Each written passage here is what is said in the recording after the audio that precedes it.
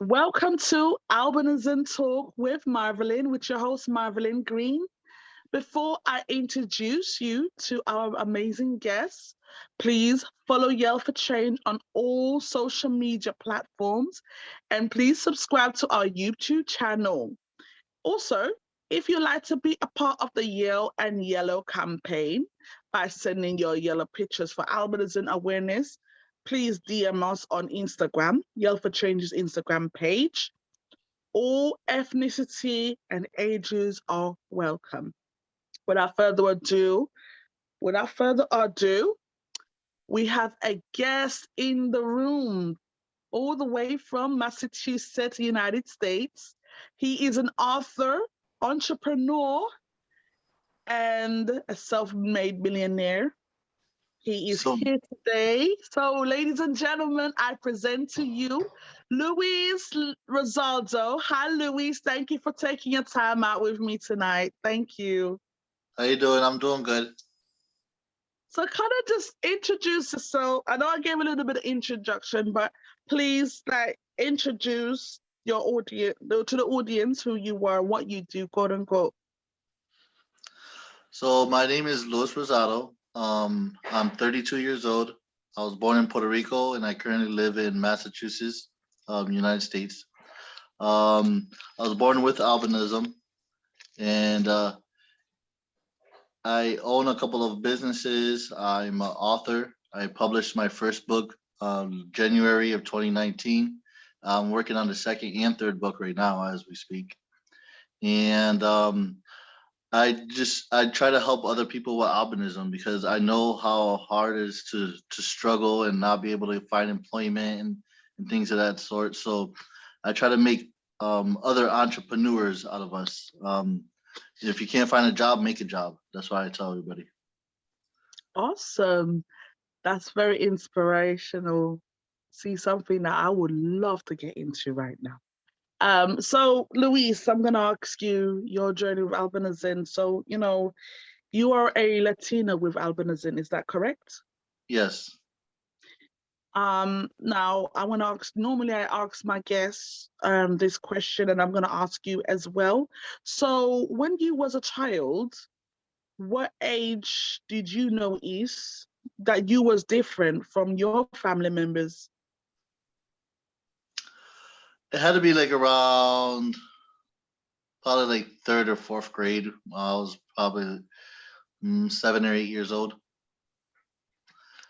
Yeah, I started becoming aware of people treating me different, and my sisters and brothers, they're allowed to go and play outside, and I'm not allowed to go play outside because I could get burned from the sun easily. And I also have a lot of allergies, so um, like simply going to the park or going somewhere, I'll have an allergic reaction to things. So um, it it's been definitely a roller coaster ride.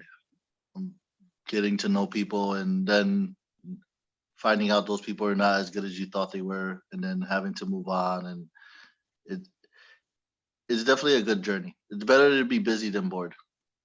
Yeah, I hear that. So you notice you're different from when you were 7 and 8 years old. So I want to speak on that because did you experience any form of have you experienced any form of stigma in school regarding your albinism? I did, even through college. People will treat me different because of what they see in the mainstream media. Mhm. Every year, for like the last 4 or 5 years, I've been donating to different schools across the world that host children with albinism, like in Africa and other places that don't have it as good as we do.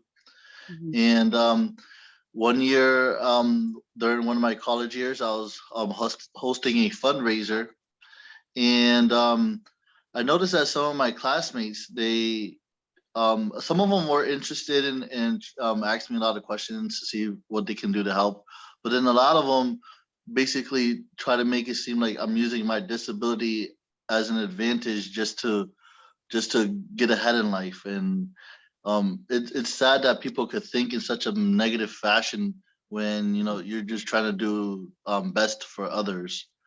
So it kind of woke me up to reality, like not everybody is as good as you presume them to be. And um what was I getting to? Is just I'm sorry, I say a lot. I'm just nervous. It's okay. Be yourself. I just want you to be comfortable and just be you, Luis. It's okay. Yep. It's okay. Just be you. It's okay. So yeah, I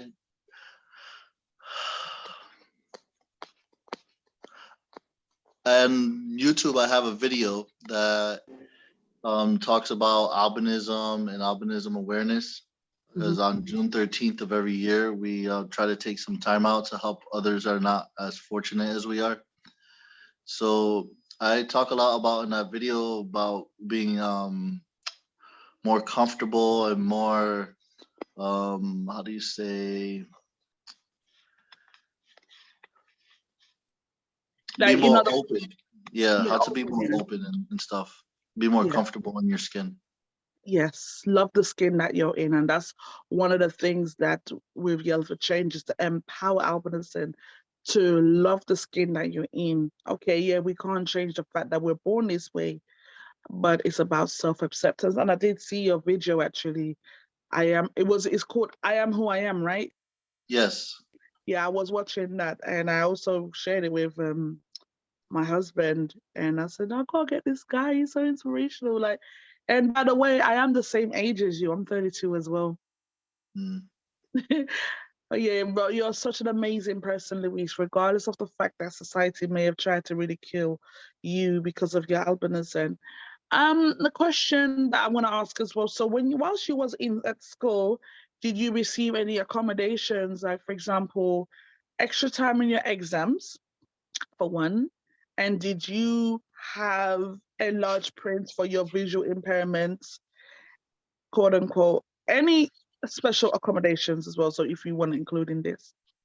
So my most important accommodation was the ability to use my phone, because a lot of people, they try to go out and buy these expensive magnifiers and machines to help us accommodate ourselves. But honestly, if you just use the camera on your phone and take a picture of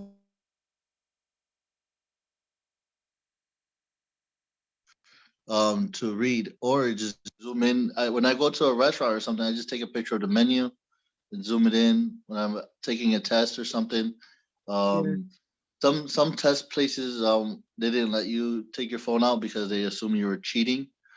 Oh But yeah. I was able to get a test proctor, so they were able to confirm that I am using my phone in a proper fashion. Oh, that's cool. So did you use that in like in school, In college? high school, I Yeah. got in trouble a lot for having my phone out, but until my teacher started to comprehend, I was just using it as a magnifier so I can get my work done properly. Then they started to accept it slowly. Okay. So in other words, like I mean, because so I ask these questions because everybody who comes on this broadcast with albinism, some journeys are different. So for me, um, I had special accommodation in school.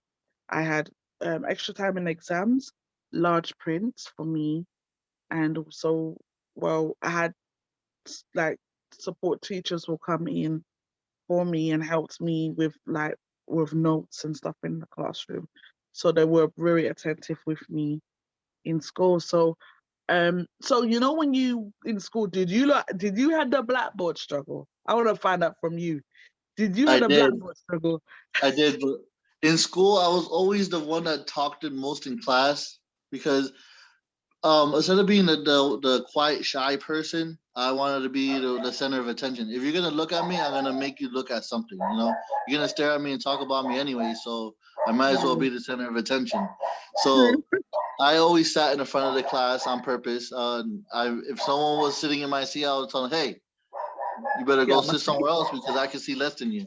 or I'll make some kind of joke about it just to, not to start Offend. trouble, but to get my way at the same time, so I can have an equal opportunity. Yeah. Yes, I'm glad that you can get the support educational wise because that is so important for us in the PWA community. Um, so let me ask about family support from the internal aspects with you. What's that like for you? I have I have three sisters and two brothers. Actually, I have four sisters and two brothers. So, they always try to help me as much as possible, especially when I turned 16 years old and I found out I wasn't able to drive myself around. So that freedom of transportation, it was a big thing at the time. And I just try to find a way to say, hey, I'll help you with your technology. I'll fix your laptop and I'll maintain your computer or help you learn how to use your phone more efficiently. And for that, people will always give me rides to where I need to go, to meetings, appointments, and things of that sort. So it's like That's an even trade off. awesome. I'll help you if you help me, and Yeah, that's yeah, all I want. it's like give and take kind of thing. Yeah, because Um, the average person, they don't have the patience to deal with technology. So I always try to advance my education. So I always try to something new comes out. I want to learn how it works from the inside and the outside. And then when somebody needs help with it, I just try to pass on the knowledge. yes. And that's the thing, with having albinism, it comes with its most challenges, especially like with the visual impairment, because because of the lack of pigment or melanin in our skin, it affects our eyesight. So some people's eye conditions are severely challenged than others. So it all depends. But for me, as you mentioned about the driving thing as well, I don't drive either because of this. And I know there are a few PWAs that can drive still. Yes, But my wife has albinism as well, and thanks to hey, this, she's right here. That's today. yeah, Come bring here. her on They want talk. to see Oh you. my God. Yes, I don't want to mind. Yes, Hi, invite Timothy. her on. Hi. Hi, welcome to Albinism Talk. My name is Marvelyn Green, and I here talking with Louise about albinism talk. So he just mentioned you have albinism too. So I would love to talk with you in a few minutes if that's okay. Actually running to get the kids, but we can set up a time for that. Yes, I would love to talk with you at Edison. Nice, So yes, nice meeting you. meeting you. Nice meeting you. Uh, Hi.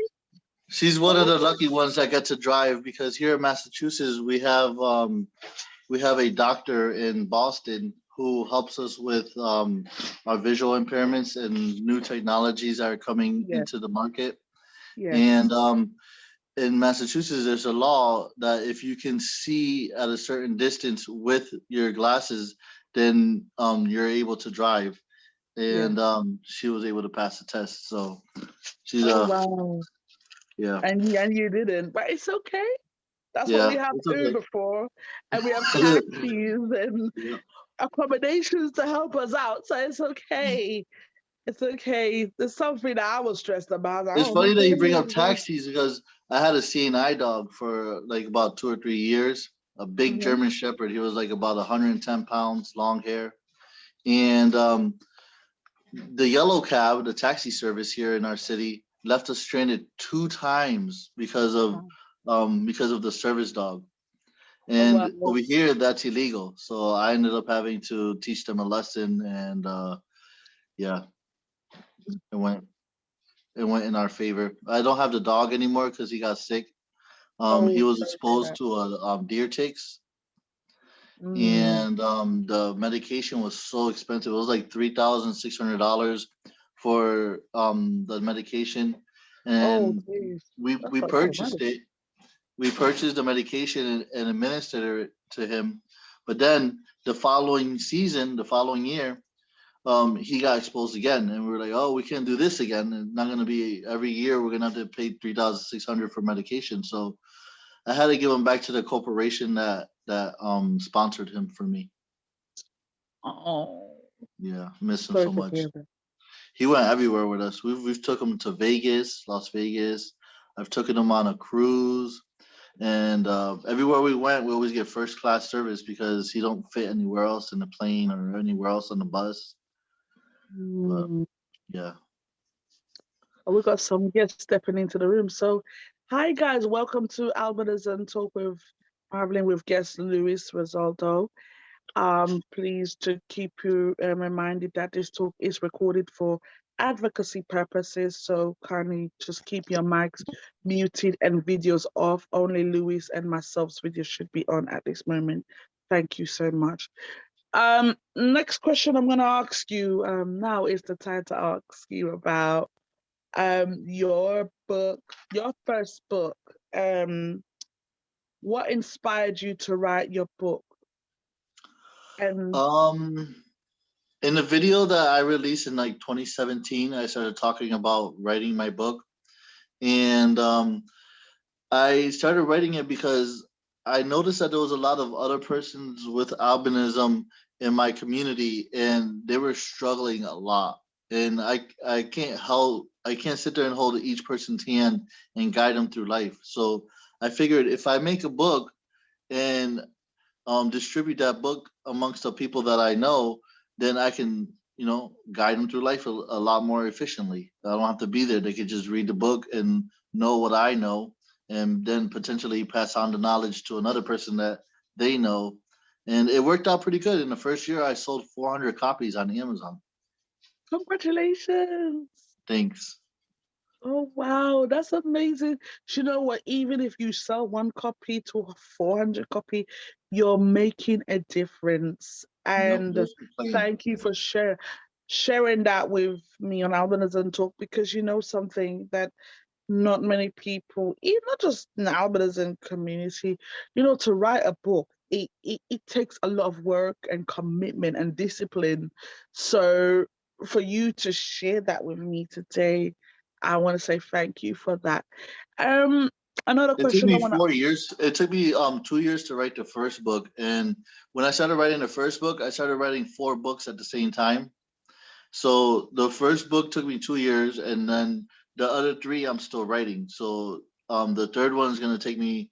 The second one that I'm gonna publish next is gonna be like 3 years of writing it, and then the next one is gonna be 4 years of writing it because I'm writing it like a puzzle, and the different pieces that fit properly in the different books. So when you read the first one and then you go on and read the next one, it's gonna flow properly, and it's all in poetic format, so all of it rhymes. Amazing. I love it. I love to hear stories like this from the PWA community regarding exposing your gifts, and to know that you're exposing your gifts, it really attracts other PWA to even do the same. So let's talk about your journey with your success to your business and employment. Let's talk about your accomplishments and your achievements. Share that with us today so the audience can So know. when I was younger, when I was in like 10, between 10 and 15 years old, um, I used to I used to be sick and tired of being stuck in the house. So one day it was snowing here in Massachusetts, and I figured, there's no school today. There's so much snow outside. Let me go find a way to help my neighbors. So I knew a couple of the elderly neighbors in my neighborhood. So I would go and I would shovel their snow for them, and they would pay me. So that was my first form of employment.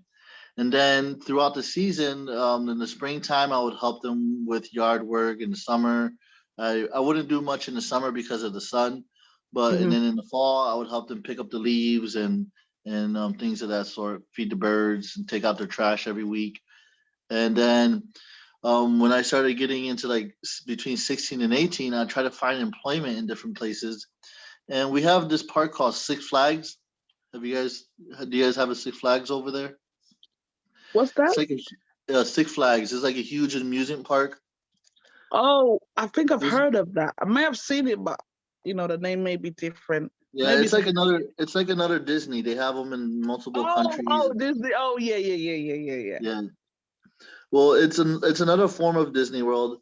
And I got a job there as a character. I was Scooby Doo. And I left that job because I was outside and engaging with other individuals, but I was in a character costume, so I wasn't exposed to the elements as much as if I was working doing something else there. So I did that for a little while, for like a year or two, and then Mm. when I turned 18, I got my own apartment, and I told myself, well, I don't want to keep, doing this for the rest of my life. So I try to find different ways that I can help others in things that they need. So at the time when I was 18 years old, it was 2008, and a lot of people were buying laptops. They're transitioning from having a big tower computer in their house, a desktop, to portable laptops where they can take with them and things of that sort. So I started selling electronics. I started managing and maintaining electronics for other individuals. So that started a source of income. And then I figured, hey, I don't have to work anymore. Now I'm making all this money every month, and I can pay my bills and I can pay my rent.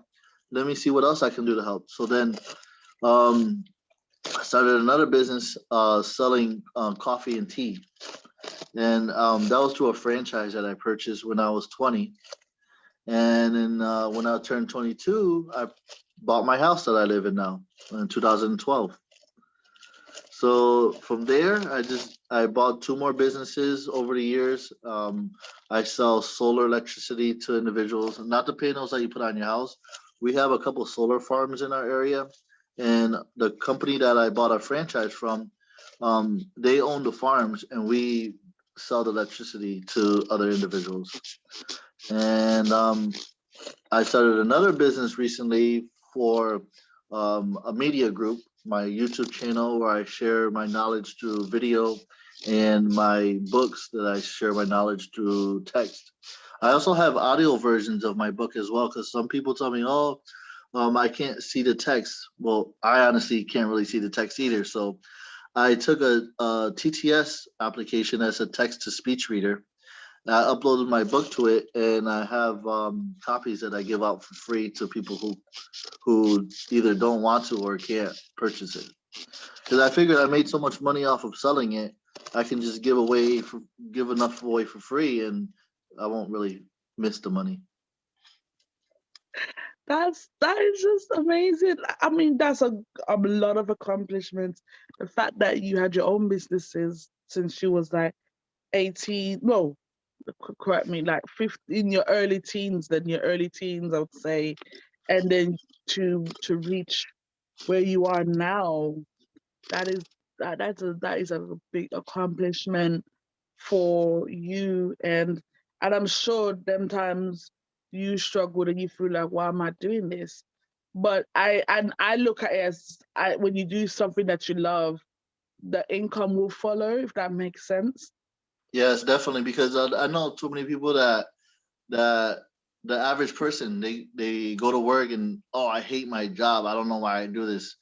Oh, they do it for the money. They said all we have is time. All of us, we have the same 24 hours in a day. It's Mhm. how you spend your time is what counts. Because Yeah. anybody can go get a job for a minimum wage, but then you're slaving away for that little bit of money, and you hate what you do. So if you find something that you love, then you're enjoying what you do, and then you're getting paid for it. So that's even better. Hmm. Hmm. I agree. It's like, you keep, no matter how it gets to the point where it gets overwhelming. Because sometimes I do feel like that, even with Yell for Change as well. Like, I feel like this advocacy journey was like, oh my God, what if I don't get the support, quote unquote?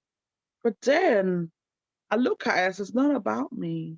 I learned there's many people who are struggling with albinism, and it's people like me that advocate by doing these talks, doing the yellow pictures, educating about albinism, And, just doing these things, I enjoy doing it. I really enjoy meeting people like myself. I enjoy, um, just sharing the pictures on social media with other people, and to know that I'm not alone, it feels so great that I'm not alone with this condition. Yay. Yeah. Yeah. So that's how I feel. I'm like, yes, I'm so happy that I meet people like you. I met people like Josh Cintron, because he's another Latino with albinism. I done a talk with him a few weeks back, and he's also another entrepreneur, and he's another go-getter in the albinism community. So these talks is so important that we want to send a message to people of color and melanated folk that, you know, just because we were born this way doesn't mean that we're not a liability, because we're not. We're not liabilities. Yeah, we I have. talk about that in my video too about liability. So I couldn't find employment because they assumed that I'm a liability, but it's a Yeah, lie. it's a lie. Because Yeah, I'm in employment now. I'm working. Yeah, I work. So I mean, right now today is actually my personal time off. So to take my time out with you, I feel honored seeing you for change on I my time appreciate off. it. I appreciate you having me on your show. It's awesome. I was like, one day I gotta get on her show. I watched a couple of your videos on YouTube, and I was like, you know what? I think I seen her on Facebook one day, and then I started searching for you, and then here I am. So using that perspective, you only get to where you want to go if you really want to go there. Because if I watched a Exactly. couple of your videos and I never put my time into looking for you, then we wouldn't be having this conversation. And I want to stretch that Exactly. for everybody that's listening. If you have an idea, chase your idea. Don't let no one tell you no. Because if I would have listened to every time someone told me no, I'd be sitting in a room doing nothing right now. Hmm. You have to our lives, you create your own life, as miserable or as happy as you want your life to be. You create the circumstances. Yeah, there's other laws and rules and regulations and things that affect your life, but Hmm. ultimately if you want to do something and you go out and do it, it's going to work. Yes, agreed. So much so. And one thing I can add to that as well, like, I don't know if you watched the Paralympics this year. I don't know I if did. you watched it. I've seen so many persons with albinism in the sports. It's So many. awesome. I was like, wow. And here I am crying, like I'm Mm. such a liability. And to see that we are exposing our condition. This is what limit the condition can do. Breaking Mm. barriers, ending the stigma, breaking records, and to know that there's entrepreneurs like you out there. Wow, I feel so honored. Like, it's giving me the inspo. Honestly, it's giving me the inspo to really keep going with this podcast and to keep going with this advocacy. Because, as you said, with the ideas, roll with it. Everything else will follow.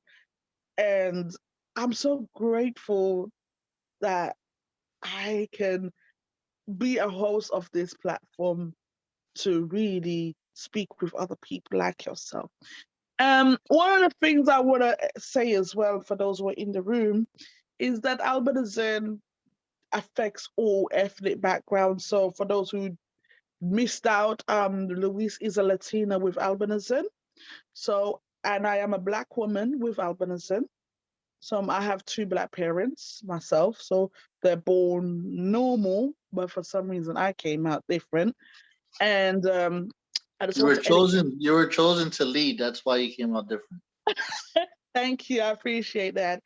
Another thing I want to add to this talk as well, that albinism is congenital, so it happens through birth. So for people who do not know this, that anybody can be a carrier of the gene by 25 to 50% chance of you having somebody or having a child, I beg your pardon, or children with albinism, because I've seen it happen and it's very common. So, you know, don't ridicule anyone because they're born different, especially if a person's born with albinism, because you could potentially be a carrier yourself.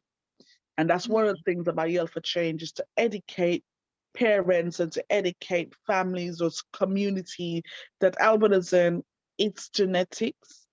It's a genetic condition. Is all we do is we lack pigmentation in our skin, hair, and eyes, and that's what it is. So our eyes are sensitive to the sun, and also there, and it depends on the severity of the vision impairment.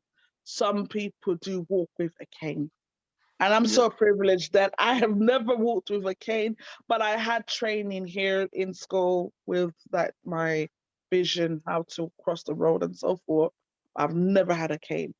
And I'm glad that I'm thank God it's not been to that stage. I'm sure yours too. Yeah, I actually I own one, but I don't use it because I can see enough to get around. Yeah. I like to tell a lot of people. They say, "Oh, well, how can you see?" Some people think that we're colorblind, and I mean, some people are colorblind, but I'm not. And I try to explain to them, if you take your camera on your phone and you turn the contrast all the way up, and you walk around and just view the world around you with the contrast turned all the way up, everything's gonna be super bright. Basically, that's how I see. Everything's very bright. Yeah.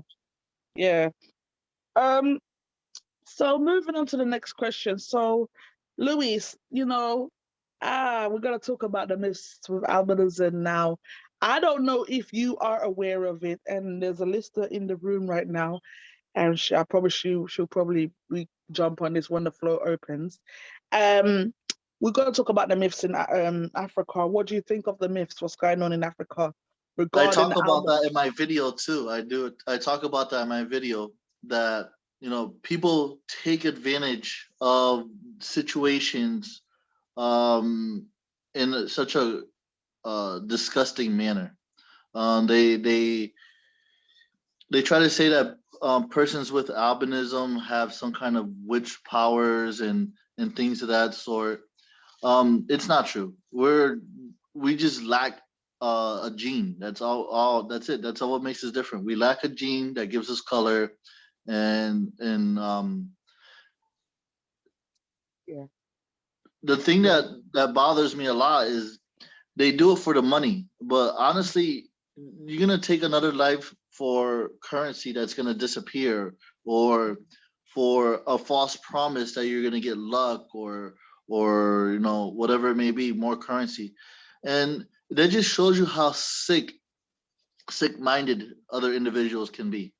yes, We try to look out for each other and make a better world, but we have to remember there's other people out there that are not trying to make a better world. So there's yeah, always that negative, um, like yin and yang. There's always the dark and the light. So we're the light trying to make things better, but there's always going to be the dark trying to tear us apart. And yes, it's they're true. literally tearing us apart. They're cutting our limbs off and killing people to collect their blood or their hair or whatever it might be. And that's what started me to donate to schools in Africa. For the last 5 years in a row, I've Mm. donated hats, glasses, long sleeve shirts, and sunblock and aloe and money and things of that sort to 5 different schools in Africa that host children with albinism, so that I can be that helping hand. I try to influence others to help. Every year, a Mm. couple people help here and there. Every year, more people help. So hopefully, one year comes that I don't have to put all the money up. I don't have to put all the material up myself. Maybe I Mm. can just visit there and bring everything that I've collected instead of having to mail it, which takes forever. Yeah, yeah, because mailing costs a lot, shipping costs a Oh lot of yeah, money. it cost me almost $200 just to send a couple of things last time. I was like, oh man, the Wow, shipping costs more than the stuff in the box. jeez, jeez, I know, because remember it's to do with like the taxes and so forth, right? Yeah, and then now with COVID, and then now with Yeah, COVID and the every time. restrictions and all the stuff that's going on, everything's become that much more expensive. Hmm. Yeah, and the thing with the myths as well, what The good news is now social media is exposing it, and not only social media is exposing it. I have been told that um, people are going undercover to Africa. Journalism are actually bringing awareness to the albinism killings in Tanzania, especially. But I've actually spoken to a couple of people when I started Youth for Change. I asked them from Tanzania, is the killings reduced? I said, yeah, in the last couple of years, it has died down, but obviously there are some places that still do the rituals. But then Zambia is coming up as one place that is where the albinism attacks, and also other southern parts of Africa as well. And there was a news report in South Africa where I don't know if Sylvia is aware of this, that two guys, two or three guys in South Africa got 2 life sentences for killing and mutilating a 13-year-old girl and a baby as well. And so these are things that I'm glad that advocacy and people are saying no to this. So the work is just the beginning. Mm-hmm. So we just have to keep going, and in a sense, and I'm just praying to God that once this restriction lifted, I would love to go to Africa one day and see for myself what's it like, the conditions. Because when I hear stories like this, especially with babies being attacked and everything, it breaks my heart. Honestly, it hurts my heart so much, because like, you're doing it to me, and I have albinism. Mm-hmm. You're doing it to me, and it really hurts. Yeah. um I learned a couple, like about 3 years ago, when I started really looking into what's going on in Africa. I learned that one of the high political officials over there, a female, actually brought a lot of change to that area of Tanzania because she had albinism. So yeah, she was able to stand up for her community over there and say, listen, this needs to stop. What yeah, makes me any more different than any of you? You know, that stigmatism that we have magic powers, or we can cure X, Y, and Z diseases. Um, it's really not true. And so many people that feed into the lie makes the lie bigger, but doesn't make it true.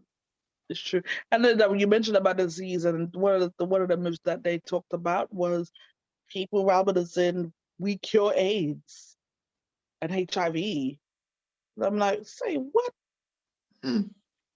Which is not true, because and then that's where the rape cases are very high and so forth there in Africa, because of the lies and the dangerous myths that they said that people Hmm. robbers. And I was also told that they would dig up the person who has albinism, they dig up their graves. So Yes, I heard that as well. That even is in so death, horrible. please, they said they even go to the person's grave, dig, exhume the body, and take the body part, and they believe that we don't die. They believe that we don't die, basically. That's another myth that needs to be debunked, and I really strongly condemn this barbaric, unspeakable act, because we obviously, a person has a right to rest in peace, Hmm. a right to rest in peace. So, let's move on to the next question. As a part of Yell for Change advocacy, we talk about mental health now, aspects of helping albinism. So, do you hear about this? Is this topic brought up in your community where you are? I live in a city in Massachusetts where there's about 150 to 160,000 individuals, and I know about 10 to 12 other individuals who actually have albinism, and we talk about it. We discuss worldly events. You have to be open-minded. A lot of people that I also talk to that have albinism outside my community, I get they're afraid to come out in the community. They're afraid to make themselves known because they keep getting judged. But Mhm. who is anybody to judge another person?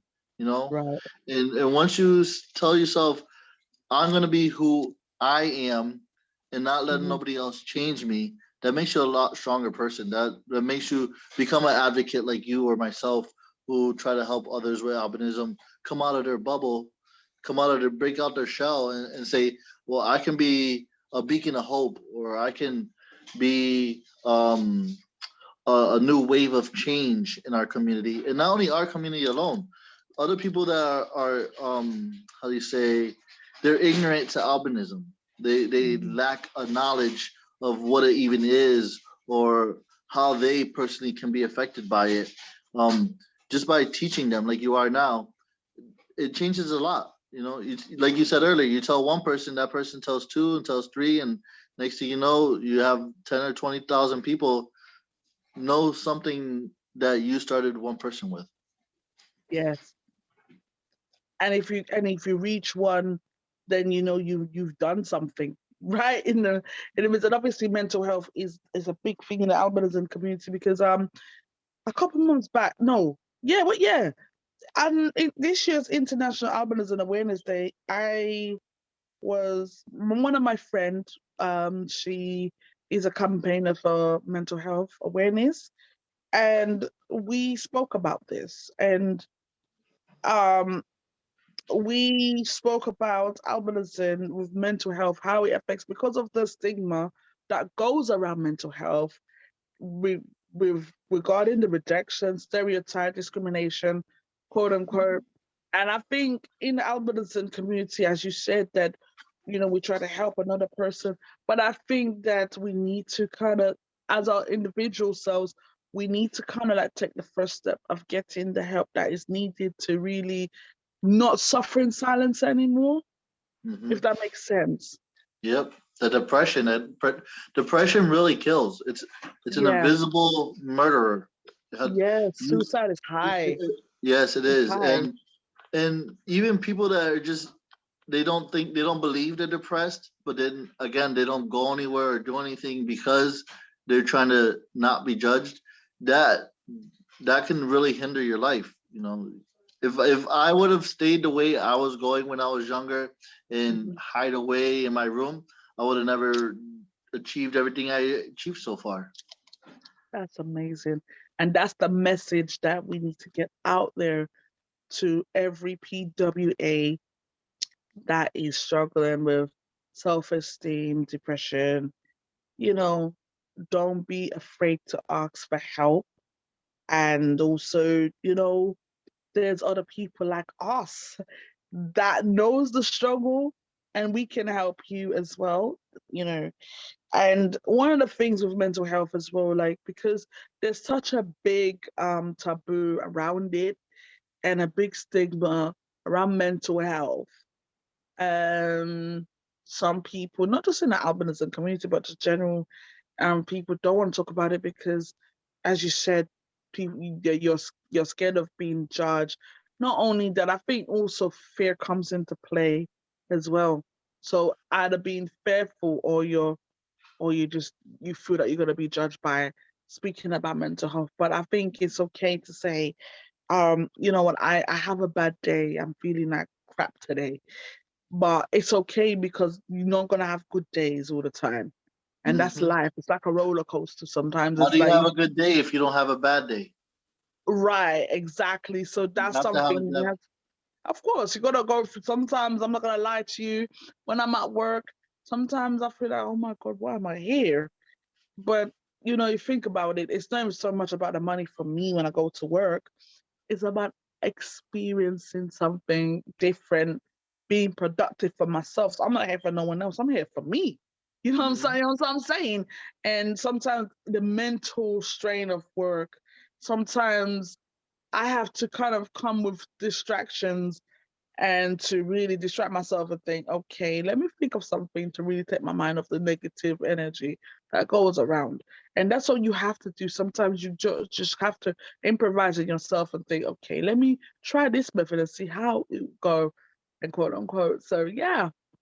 Um Now is the time because we're coming up to almost an hour. So the floor is now out open to anyone who's in the room. Welcome to Albinism Talk with Marvelyn guest Louise Rosado. So the floor is now open. If you like to ask Louise anything about himself, the floor is now open. Can I ask the first question? Sure. So, do you belong or have you heard of any of the international organizations that actually try to put us all together? For example, I belong to NOAA, the National Organization of Albinism and Hyperpigmentation. I believe I've they heard have of them. yeah, I've they heard have of them. chapters in I believe they have chapters in like 60 different countries. Also a member of the National Federation of the Blind. They're mostly in the United States due to my visual impairment. And it's wonderful to go and hang out with thousands of other people who share the same traits as you.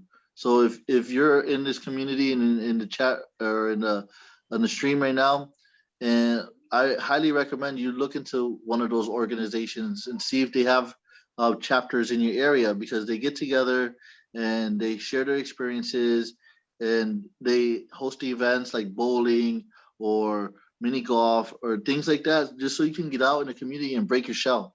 If you don't break your shell, you're going to be stuck inside forever. True. There is in the UK we have Albinism Fellowship UK and Ireland, but where I live, I'm not too sure if there is one in my area. So, but there is definitely like a fellowship in the UK for albinism. And also there is a one called RNIB, Royal National Institute for the Blind. I've heard of them as well, because that's when I had my training in school. They actually came and trained me. Yeah, so I had my training from there when I was in school. I think when I was about 11 or 12 years old, I had my training for my visual impairment to cross the road to, I've had all of that. But I also went to mainstream school, but they actually included, because I was the only person in school who had albinism, so they had to make special accommodations for me. But yeah, I had a few of that when I was young. Can I ask something, if that's okay? It's Hi, Sylvia Sylvia. here. You're Yes, back. yes. I'm going to sort of rattle because I know time's ticking on. Hello, Lewis, and congratulations on your business. I'm a PWA as well. I mean, Madeline knows me quite well. Firstly, we have, as Madeline said, we do have the Albinism Fellowship, but there is no NOAA in the UK at all, so, and I heard of NOAA in United States. It's quite big. It's, as you say, I think it's in Canada as well, isn't it? I believe they have chapters in over 60 countries. I don't think, because I have tried to look up in the UK, and I'll try and look same. in the UK. Yeah, I don't think there's any NOAA in I the don't UK. think there is, not a NOAA in the UK, no. There is Albinism Fellowship. Yes, and I know that. RNIB. I'm aware of that because I'm a member of the Albinism Fellowship. So you need to send me the link, Sylvia, please. Well, you I need can to look. find- Well, you can look up you can look it up on the website. The Albinism Fellowship UK, the one Yes. in there's no local one near in London, unfortunately. They all seem to be up north. I'm in Birmingham, so I don't know if there's any down here either. No, I think what the best thing to do is to email Rosa Potts. She's the chair of Albinism Fellowship UK. And it's up to, so I don't want to get too caught up in that. One thing I wanted to say is, you were saying about, the depression and, and it's the isolation of PWAs. You see, it's one of the things saying, yes, to get out of the you know, to get out of the house and that. But I'm from a generation where we had nothing like this at all. And one thing about the PWAs is the loneliness, the sheer loneliness when you don't know anybody, there's nowhere to go. Now it's very different. They're trying to link up, you know, with these organizations. More and more are being formed in, you know, like even in the UK, there's, you know, like Mavelin's, and there's other couple of organizations forming. But it's, you know, people just don't know. They're coming to know. We are, quote unquote, emerging from the shadows. And it's becoming more and more documented, and thank goodness, of what's happening in Africa, because it's shocking. It's just, as you say, it's pure greed.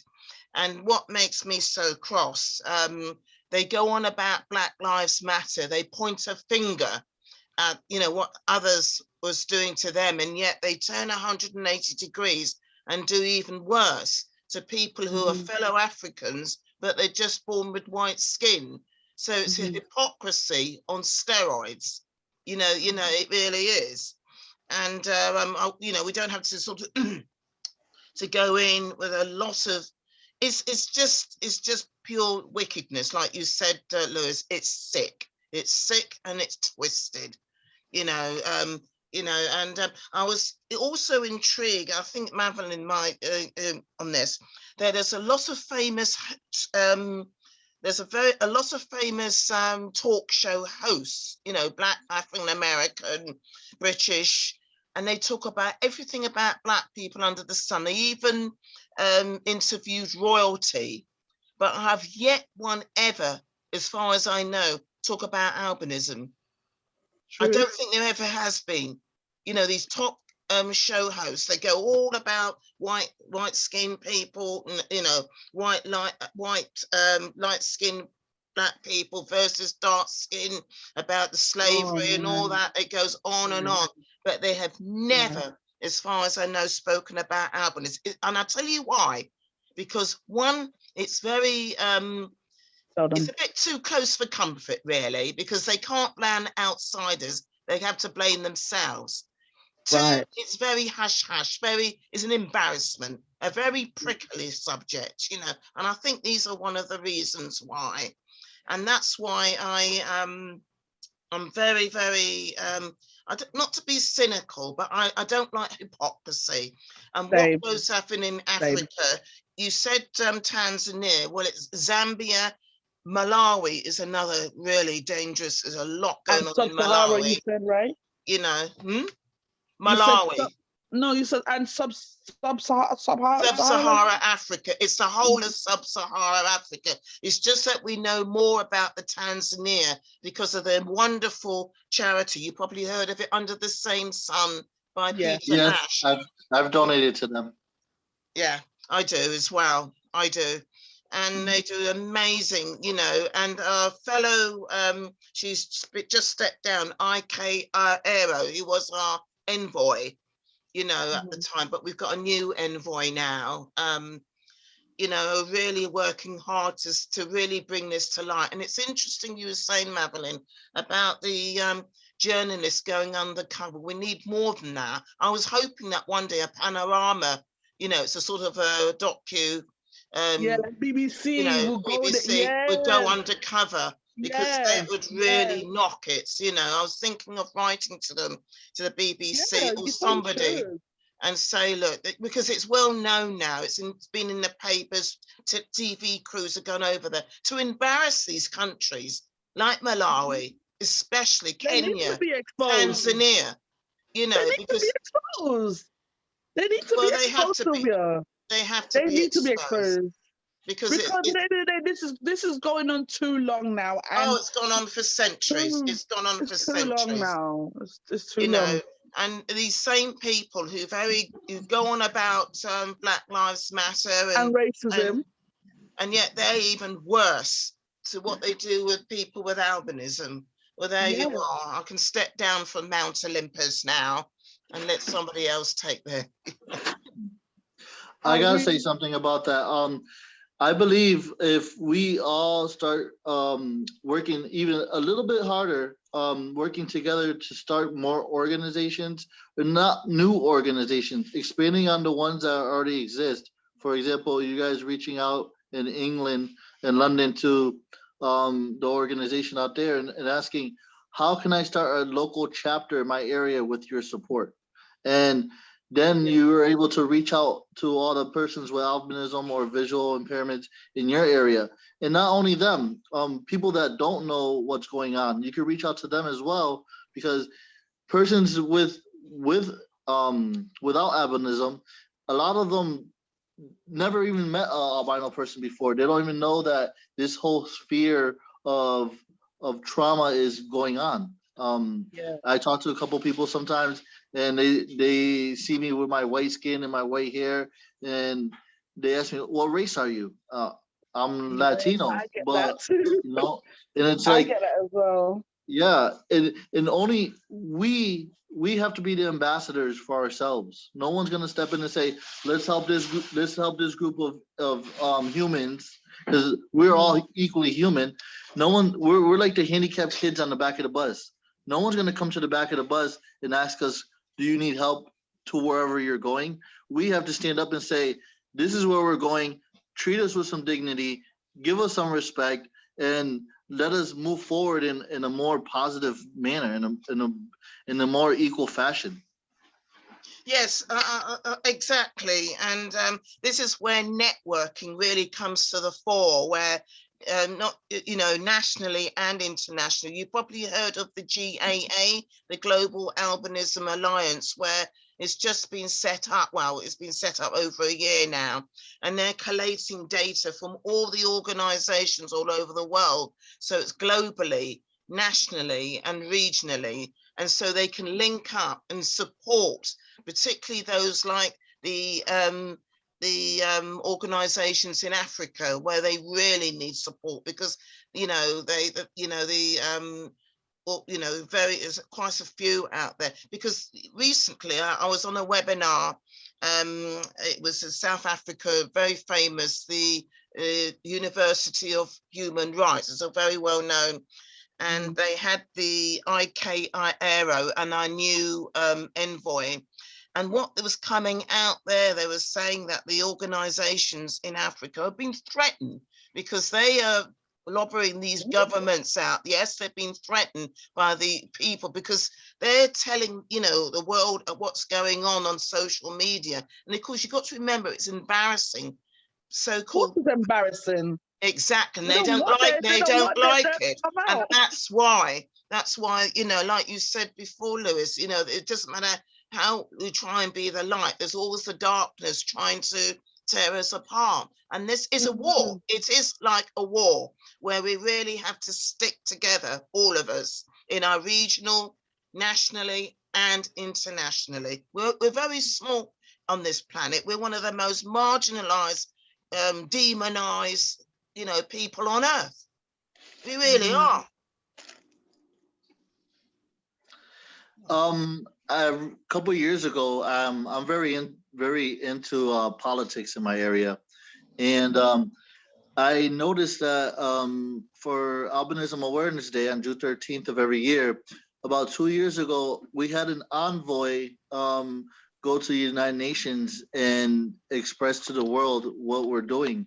So that's a big step in the right direction.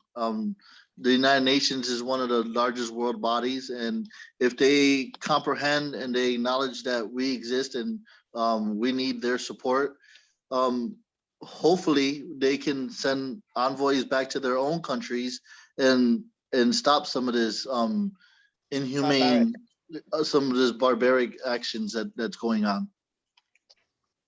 Well, I won't call it barbaric, I'll call it savage. That's what they are. They're savages. Because it's just pure money. That's what it's about. It's racism, discrimination, and they're killing children, especially.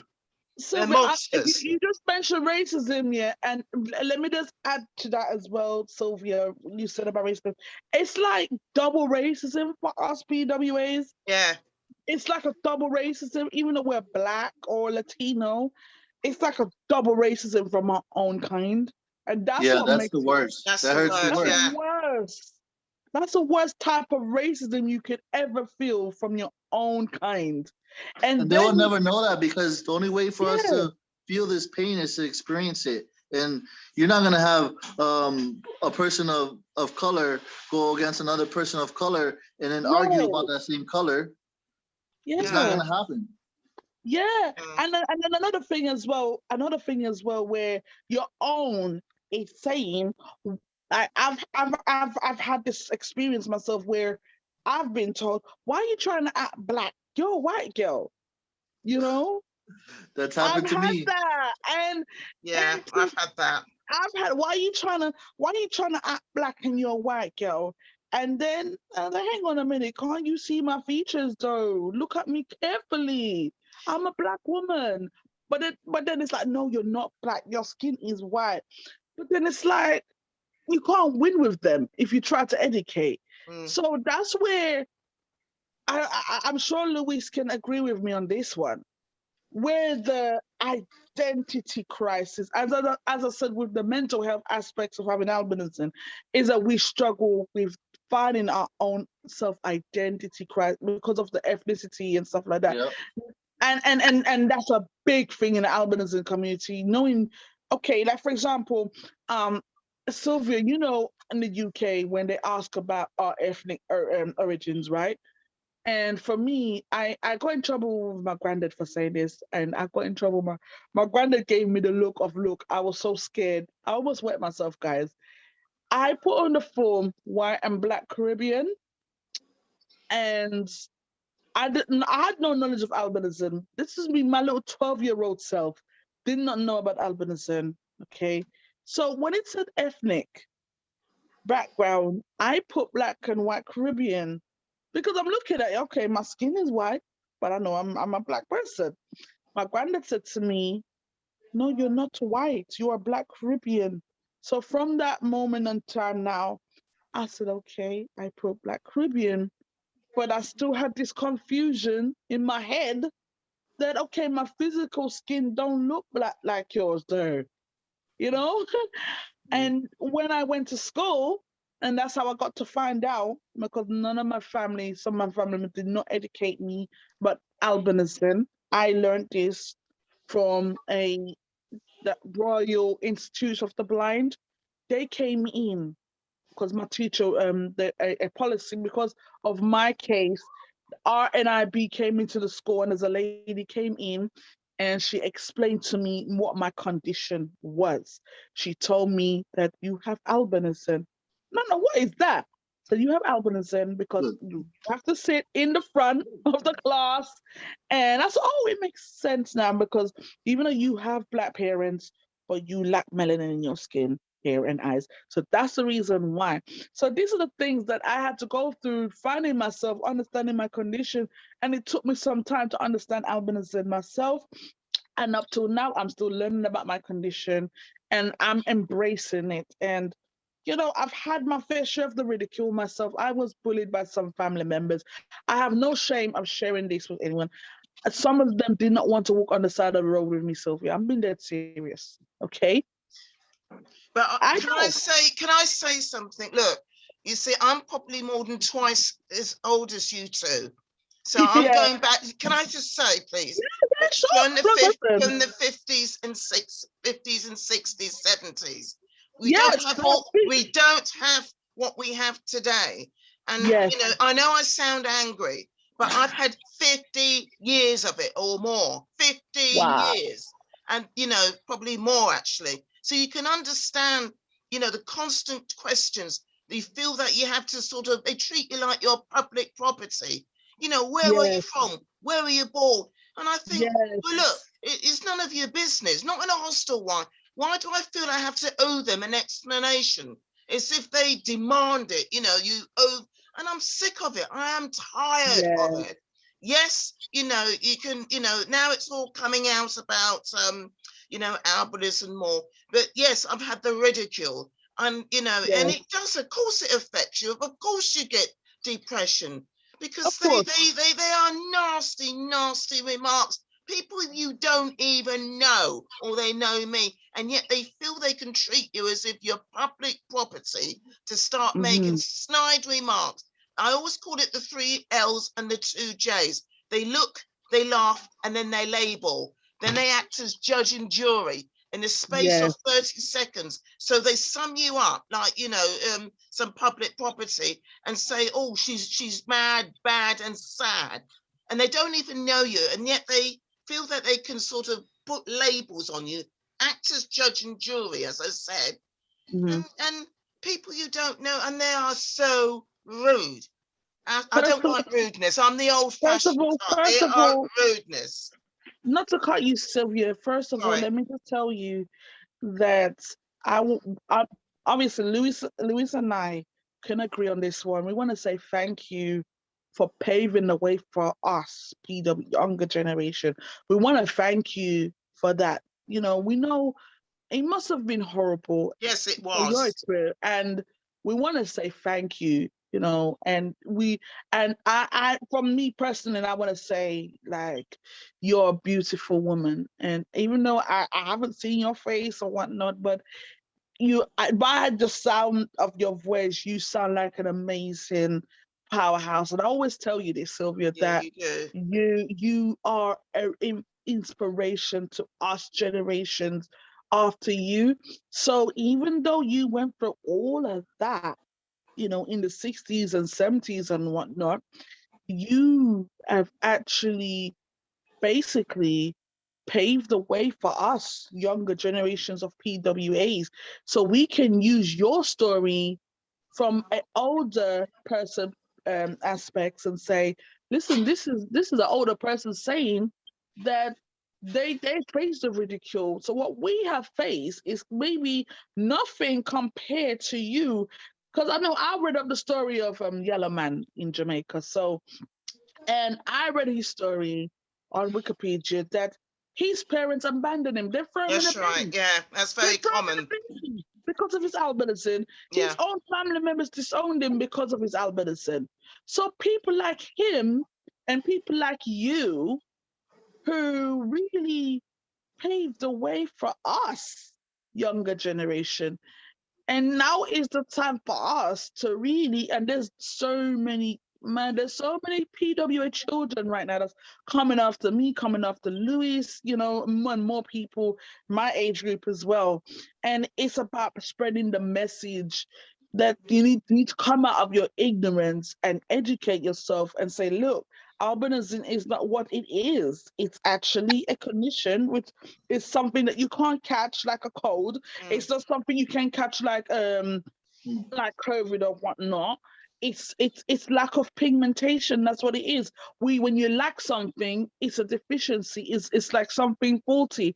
And as I said, and I'm gonna keep saying it again, that everybody in this world is a carrier of the albinism gene, whether you like it or not. If you don't believe it or not, everybody is a potential carrier of the gene. When a woman is pregnant, right, you can't see what a child looks like until you give birth. So why would you ridicule someone by teasing them, making them feel ostracized? I know why. Okay. People who discriminate and ridicule others by the way they look or how they act or whatever it may be, those people are weak.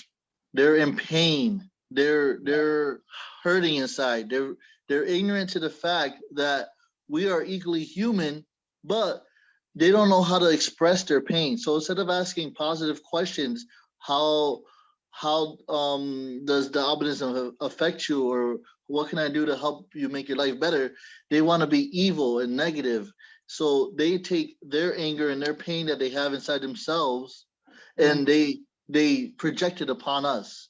So now we have to feel their anger and we have to feel their pain because they don't understand who they are. To be different is very powerful because now you're not just another person following the rest of the crowd. Now you're standing out and say, hey, everybody's going in the wrong direction. If you want to go in the right direction, come this way. And the majority is going to stay going in the wrong direction because that's what the majority does. Mm-hmm. Yes, So because it's a choice. we It's have like to two break. roads. We have to be those beacons of hope and those waves of change, like I said earlier, to make sure that the history doesn't keep repeating itself. We have to be the one to break the cycle. And Yes. and not only that, we have to, and one of the things that we as a PWA, we have to take accountability for ourselves and not to allow society to pity us. And one of the things I've noticed in the PWA community is the self-pityness. And we need to come out of that. We Mm-hmm. need to come out of that because that doesn't help. And I'm sure Nope, for Sylvia sure can not. agree with this as well. Yeah, I wasn't thinking like self-pity. I think you have to be very careful, because it's not self-pity. I'm not self-pitying myself at all. No, I'm no, no, I'm not saying you. I'm not saying you. I know you're not, I'm but just I saying think, there's some PWAs that are I get it where you have self-confident issues or self-esteem issues. yeah. I get it, but you cannot be a victim forever, and that's something No, that, I get that. I get that. yeah. Be a victim, but at the same time, they're isolated. When these people attack you, Yeah. lots of them are isolated. They've got their right. This is why they do it, and they enjoy it. I know you say, Lewis, they're in pain and all that, but you can see the glee on their face. They enjoy it. They almost feed off it. And you're right. You've got to stand up. It's like standing up to the bully, because it is a sort of bullying. Yes, it And is. it is a bullying, but at the same time you need support. Some of them Yes. can't always do it on their own, and this That's is why why. we go back to this of linking up like organizations. We really have to try and, as you say, Madeline, go out there, let them know who we are, so they can ring us and say, oh, I didn't know about albinism, about organization, because there are a lot of people out there, like you quite rightly say, just don't know, and they're on their own. So that's as a part of Yelp for Change, and there's other ones like Voice of Albinism as well, and Hope of Albinism. There's a few advocacies that My YouTube channel is a White Star Media Group. yes, and that as well. So these are things that, as a person with albinism, just bring out the information, share the information about albinism, to empower it and to educate it and to bring a lightness to it. So that's one of the 4 E's with Yell for Change: enlighten, educate, empower, and to encourage. One of the things I want to encourage PWAs out there is to love yourself, love the Yes. skin that you're in. We can't change the fact that we're born this way, as I said, but love yourself enough to say, you know what? This person may have born with albinism, or that person inspires me, you know? So and obviously we have, the change comes from us. Like change comes from me, comes from you, comes from Louis, everybody else who's a PWA. We have to make the change in ourselves. When others see the change in us, then maybe the stigma most likely will decrease. And sometimes we attract negativity to ourselves. Sometimes, I'm not gonna lie, I'm just gonna keep it real. Like sometimes we do, and sometimes sometimes it could be habitual, or maybe just the way that how society has treated us as an individual.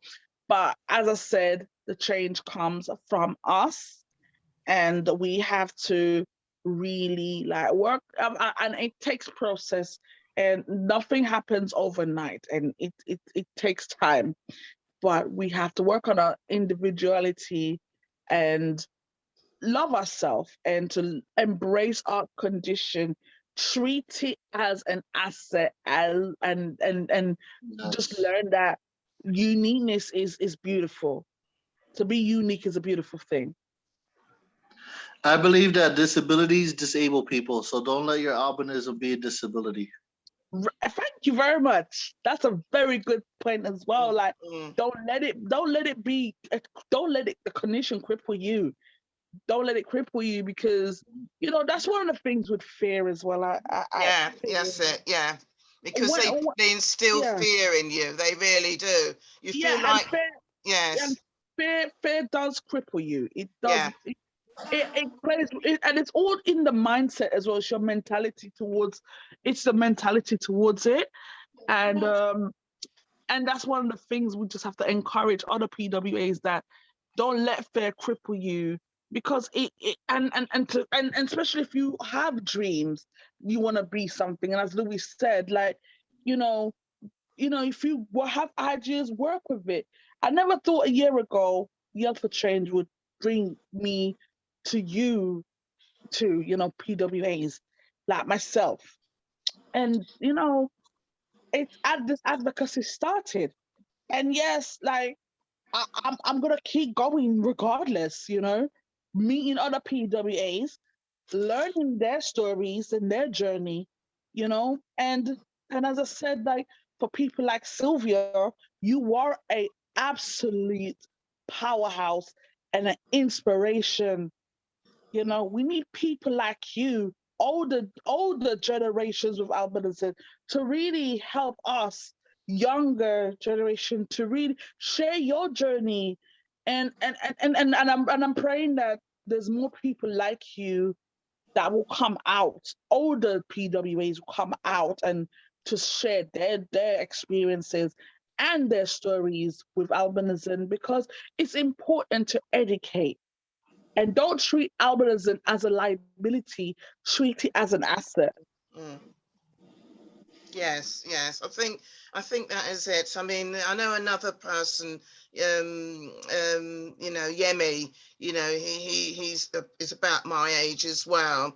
I could contact him, because obviously you got to get their permission. You can't Yes, just of course. you got to go through the proper channels. But there's very few of us, Yes. even in this country, who are at my age. A lot of them seem to be like, what we see in their 20s and 30s. And in Africa, yes, here I go again, sub-Saharan Africa, they don't even they don't live until the age of 40 because of the skin cancers. So it's a sort of, they got it from all sides. As somebody said, it's like genocide in slow motion. They kill them. If they don't kill them, the sun does. In fact, the sun Yes. is known as a silent killer because of the heat, and Yes. educate them, like you said, Lewis. You send hats, long sleeves, sun creams, and that, and it really is. As the United Nations envoy, IK said, we're the most people who have been left behind, but been left furthest behind. But that is changing now, because now it's becoming to the fore, because we have to fight. I mean, I really mean fight, because it is a war of what these people have done, particularly, they've killed these people. And, the more to be exposed, like you say, Madeline, they have to be exposed, because how would they like it if their children were treated in the same manner? How would they like it? Mhm. Exactly. Exactly. And that's the thing. We have to be the voice, continue speaking, continue yelling. And that's one of the things of Yell for Change as well, to yell and shout and say, stop killing us. Albinism is not what it is. So you sound passionate, Sylvia, is a good thing. Don't ever feel that you sound angry. It's actually, I am that's a part angry. of the yell. That's a part of the yell, and yell is to shout. So that is actually Yell for Change's advocacy, is to shout Mm, and say, no, enough is enough now. So, Mhm.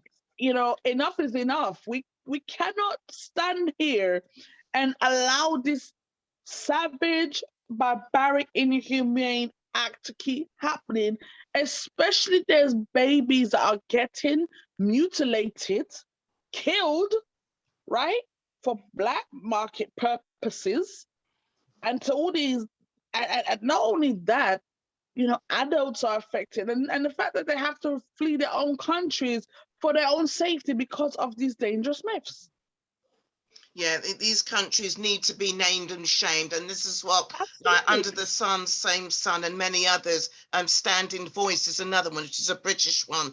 They really, there's many others that they really have to be, because these governments have failed their citizens, because Mhm. everybody there are, are prejudiced. against albinism. They even spit at them, you know, if they walk past. Yes, Before I heard of that. it's sick, you know. There's such hatred. There's not really words to put it, but there's this deep, unrefined, unbridled hatred. Black people do not like PWAs. They don't like us. They mock us, they scoff us, you know, and kill us. They hate us, you know, and you know, this is why I said it's like a war. We have to fight to survive, literally to survive. Absolutely. Yes. You know? I'm gonna just wrap this up because of Okay. time. Yeah. And because time is, I know in UK it's 10:30 now. Yeah. Yeah, because I know probably you've got work in the morning, Sylvia. No, I'm semi-retired. You know, I have got partly work. And because of But you've time, got to work, yeah. no. I'm not working. I'm off till Wednesday, so. Oh, okay. No, I'm okay. I'm fine. But you know, it is just, you know, as I say, it's just to really, we got to come out of the closet, like you rightly say, and we all have to stick together. We really do, you know. And like you said, Marilyn, yell and embarrass these people, shame them, Shame them, yes. What do you mean? And the fact that the reason why I feel it to the core is the fact that you are attacking babies. You know, I mean, adults is one thing, but babies, innocent lives that's been created, no fault of theirs to be born with this condition. Monstrous. And the It's fact just that monstrous. Yeah. it's just too, it's too much now. I have a question. Do you guys know how or where these killings and these things originated? Why people with albinism are targeted in their own homelands? Yes, it's the actual, as you say, we said ignorance, but it goes back. I won't spend too long of witchcraft and you know, I mean, as you say, ignorance. You get two black people and they give birth to this white thing. They think it's a curse or some kind of you know, sort of demonic. But recently, the witch doctors have cashed in on the prejudice for money, saying that, you know, you get rich if you cut their arm off, gold will flow out of it, or if you rape a woman, you know, a cure of HRT, and this is interesting because one side they say, oh, you mustn't go near them, they're contagious and got a curse, and you know, all the rest of it, and yet somehow it's all right to rape them and that. Well, if they're so contagious with all this, you know, it's hypocrisy. You know, they just have it tailor-made for their own rights. Sorry? They just contradicted themselves. Exactly. You know, so that is mainly what it is. It's just that the witch doctors, or shall I call spin doctors as well, because they spun it, you know, just for cash, you know, recently. But the killings it's gone on for hundreds of years. This is why there's so few of them. They just used to, you know, when the mother gave birth, they just kill them or poison them, usually by poisoning them, and just discard them. But now, because of the laws, you know, more of them are surviving, but there's still this killing. But the witch doctors have twisted it, but to make money. It's become trafficking. So PWAs have become more of a commodity, you know, like the bones and that, the bones and other, like you just described, even desecrated their graves, so they can't even rest in peace. God. It's just, I can't really, I think there is a deep hatred, you know, we you know, and that's what a lot of it started. It's just because it hasn't been, it's run unchecked, unpoliced, that you know, they've got away with it for all these years. But now that it's the cat's out of the bag, I call it Africa's dirty little secret, because that's what it was. It was Africa's dirty little secret. But an amazing journalist called Vicky Vitima, she's Tanzanian at the time, this is back in 2008-9, heard the rumors. She went undercover. She happened to work for the BBC Africa. She took a secret camera and actually showed them. So she was the main whistleblower who exposed it to the world. And of course, that embarrassed the African countries. You know, they were whinging and whining. Oh, you call us savages. You call us the dark continent. Well, I'm afraid, well, if you act like that, then, you know, it gives credence, doesn't it? Yes. It gives credence. Yep. I have something to say before we wrap it all up. Yes, of course. On my YouTube channel, I have a video. I'm very into politics. I'm very open-minded. So I study all the religions. I study all forms of politics, and I love history because once you learn your history, you can manipulate your future. I have a video that speaks about Noah, Noah from the flood, Oh, in the and Bible. yes, Yeah. in Genesis. And there was a book that's in the Apocrypha that was removed from the mainstream Bible, and it's called the Book of Enoch. And in Oh, chapter, I heard of that. No, you don't in, care. Yes, I've yeah, heard it. Yeah. in chapter 114, the birth of Enoch, the birth of Noah was actually documented as him being born to two parents of color, and he was born with pale white skin and um, white hair and red eyes. That is the first time I've ever read in any kind of book or manuscript or anything proving that, maybe albinism is a lot more powerful than we can grasp. Maybe this is Oh, my why goodness. people demonize us in the way they do, because they see that other people with power had those great powers, and they're saying, well, if he had the power to control the flood at the time that he did, and do whatever they perceive that happened in those books in that time era, they keep pulling it forward and they keep continue to demonize us. I bring that up because other religions that I study have high figures in their religions, like Islam. Muhammad was also a person with albinism. Oh, I So don't have that one. yeah, I if you go to my YouTube channel, you can check out where in these books they explain how the person looked and how the person reacted and things of that sort. So honestly, people that stay with, I'm not trying to bash nobody's religion because religion is what you perceive to be real. But if you study multiple religions and study multiple forms of politics and study multiple timelines of history, you get a better grasp, a better intellect of what's actually going on. And if I never studied multiple religions, I would have never known that Noah and Muhammad had forms of albinism. And you know, it's very enlightening. You should really look into it, share it, and read it for yourself. I actually bought the book because I didn't believe what I read online, and I went and bought the Book of Enoch, and I read through the whole entire thing, and I said, "Wow, Get that book. so it's really true." Before I go, I just want to welcome my friend Steph. Steph, what is your intake on this before we wrap this up? Steph, welcome to Albinism Talk. Thank you for joining. What have you learned about this talk so far? I don't know if she can hear me. Hello? Steph? She's muted. Oh. Yes, okay. I don't know if she can hear, but yeah. She's probably just maybe she's a bit shy, but yeah. One thing I've learned about albinism, it's here to stay. That's a fact. It's here to stay. It's not going anywhere, right? And another thing I've also learned about this condition is we are our own individual.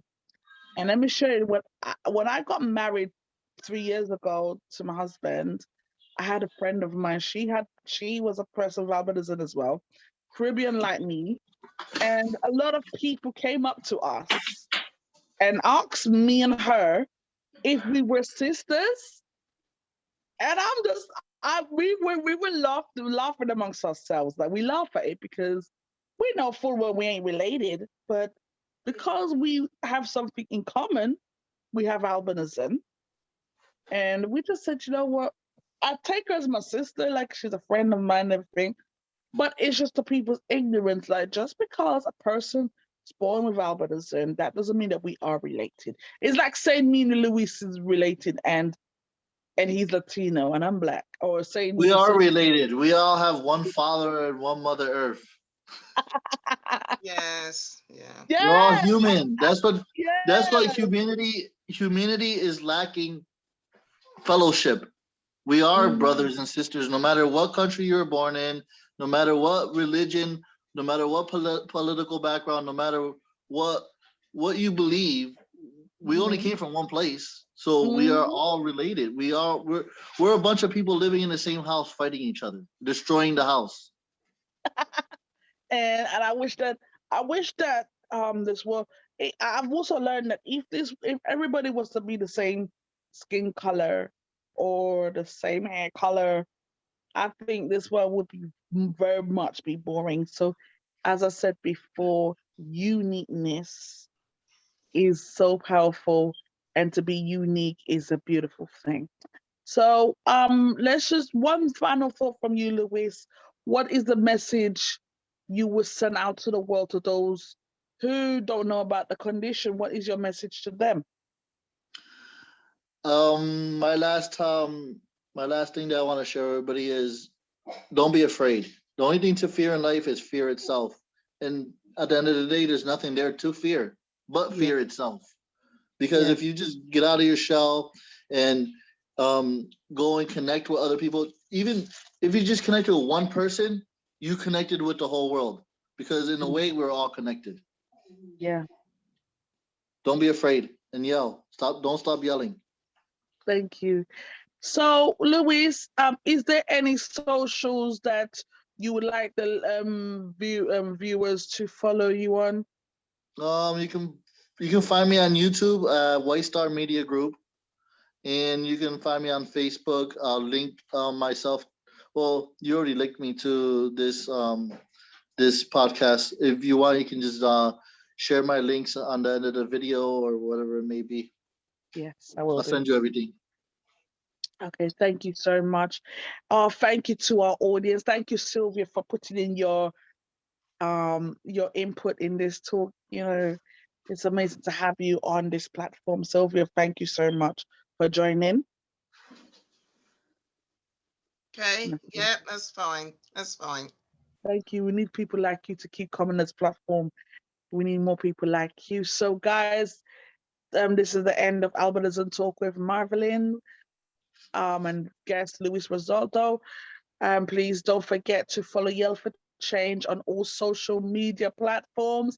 This video will be posted on our YouTube channel, so please remember to subscribe to our YouTube channel.